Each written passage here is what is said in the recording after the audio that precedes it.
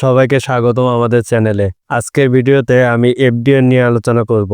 FDR rate কত টাকা পর্যন্ত আমি এফডিআর করতে পারবো, লাভের হিসাব কিভাবে ক্যালকুলেট হয়, নির্দিষ্ট মেয়াদের জন্য করা এফডিআর মেয়াদ পূর্তির আগেই ভাঙলে কি ধরনের ইন্টারেস্ট পাওয়া যাবে, 2 লক্ষ টাকার ওপরের এফডিআর এর জন্য কি পরিমাণ লোন পাওয়া যাবে, মেয়াদ পূর্তির পরও এক্সট্রা সময়ের জন্য কি হারে মুনাফা পাওয়া যাবে এবং এফডিআর করতে কি কি ডকুমেন্টস লাগে। এফডিআর এর এই খুঁটিনাটি বিষয়গুলো নিয়ে আজকে ইন ডিটেলস আলোচনা করব। আশা করি আজকের ভিডিওটি এফডিআর সম্পর্কে আপনার সুস্পষ্ট ধারণা দিতে সক্ষম হবে। আপনি যদি আমার চ্যানেলে নতুন ভিউয়ার হয়ে থাকেন তাহলে চ্যানেলটি সাবস্ক্রাইব করে আমাদের সঙ্গেই থাকবেন। তাহলে চলুন শুরু করা যাক।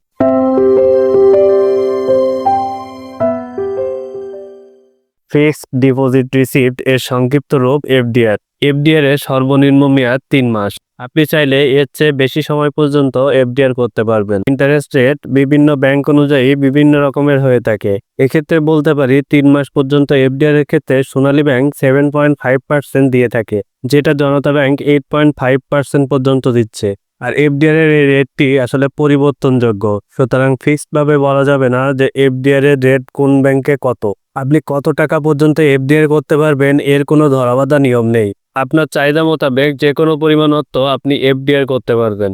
এ পর্যায়ে চলুন দেখে নিই লাভটা কিভাবে হিসাব করা হয়। ধরে নেওয়া যাক আপনি 2 লক্ষ টাকায় 1 বছর মেয়াদি একটি এফডিআর করলেন, তাহলে সেক্ষেত্রে আপনি কত টাকা ইন্টারেস্ট পাবেন চলুন দেখে নিই। এখানে আমি 8.75% হারে ইন্টারেস্টে ডিল করছি।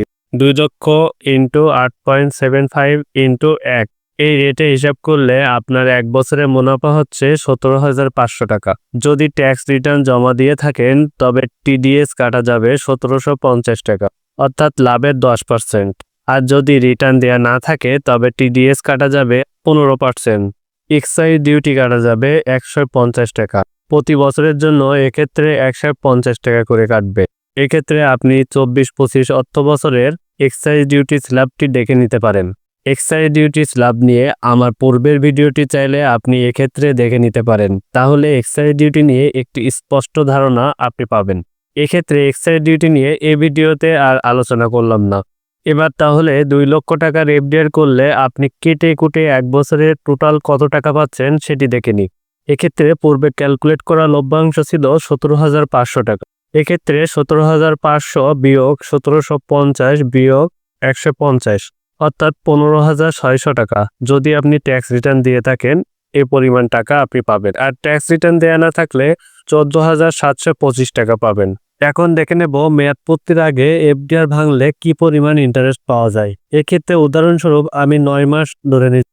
এক্ষেত্রে আপনি 6 মাসের 8.5% রেটে 9 মাসের লভ্যাংশ পাবেন। এফডিআর এর বিপরীতে লোন নেওয়ার প্রবণতাও অনেকেরই থাকে। অনেকেই জানতে চান কি পরিমাণ লোন পাওয়া যেতে পারে। এক্ষেত্রে 2 লক্ষ টাকার এফডিআর এর নগদায়নের ওপর 90% পর্যন্ত লোন পেতে পারেন। আর এর লোনের হারটি ব্যাংক টু ব্যাংক ভ্যারি করতে পারে, তবে হাই পার্সেন্টেজে আপনি লোন পাবেন এটি নিশ্চিত। এখন আরও একটি ইম্পর্টেন্ট বিষয় নিয়ে কথা বলবো, সেটি হলো অনেক ক্ষেত্রে দেখা যায় 1 বছরের জন্য এফডিআর করা আছে কিন্তু এটি 1 বছর প্লাস হয়ে গেছে। সেক্ষেত্রে আমরা ইন্টারেস্ট পাবো কিনা এমন জিজ্ঞাসা আমাদের সবারই থাকে। তো এটির অ্যান্সার এখন নিয়ে আমি দিব। তো এটির অ্যান্সার হিসেবে বলা যায় আপনি 1 বছরের যে লাভকৃত মুনাফা এটি তো অবশ্যই পাবেন, এবং পরবর্তী এক্সট্রা সময়ের জন্য 3 মাস অন্তর চক্রবৃদ্ধি হারে মুনাফা পেতে থাকবেন, অর্থাৎ আপনি এক্সট্রা সময়ের জন্য অবশ্যই মুনাফা পাবেন। সর্বশেষ যেটি আলোচনা করব এফডিআর করতে কি কি ডকুমেন্টস লাগে বা আমার করণীয়টা কি। এফডিআর এর এই প্রসেসটা পুরো সিম্পল একটি প্রসেস। প্রথমত যে ব্যাংকে আপনি এফডিআর করতে চান সে ব্যাংকে আপনি একটি সেভিংস অ্যাকাউন্ট থাকতে হবে। এরপরে যে আনুষঙ্গিক ডকুমেন্টসগুলো লাগবে সেগুলো হলো 2 কপি ছবি, আইডি কার্ডের ফটোকপি, নমিনির ছবি ও আইডি কার্ডের ফটোকপি, ট্যাক্স রিটার্নের স্লিপ যদি থাকে। এই ডকুমেন্টসগুলো নিয়ে গেলে আপনি খুব সহজেই এফডিআর করতে পারবেন। আর এই এফডিআর করতে খুব স্বল্প সময়ের প্রয়োজন হয়। এফডিআর করা শেষে ব্যাংক কর্তৃপক্ষ আপনাকে একটি রিসিপ্ট দিবে যেটি আপনি সংরক্ষণ করবেন। পরবর্তীতে এফডিআর ভাঙাতে গেলে এই রিসিপ্টটির প্রয়োজন হতে পারে। আশা করি এফডিআর সম্পর্কে একটি স্পষ্ট ধারণা আপনাদের সামনে তুলে ধরতে পেরেছি। এফডিআর সম্পর্কে আরও কোনো জিজ্ঞাসা থাকলে আপনি কমেন্ট বক্সে জানাতে পারেন। আশা করি আমার ভিডিওটি আপনার জন্য ইনফরমেটিভ হয়েছে। আর তাহলে আমার চ্যানেলটি সাবস্ক্রাইব করুন এবং ভিডিওটি লাইক, শেয়ার ও কমেন্ট করুন।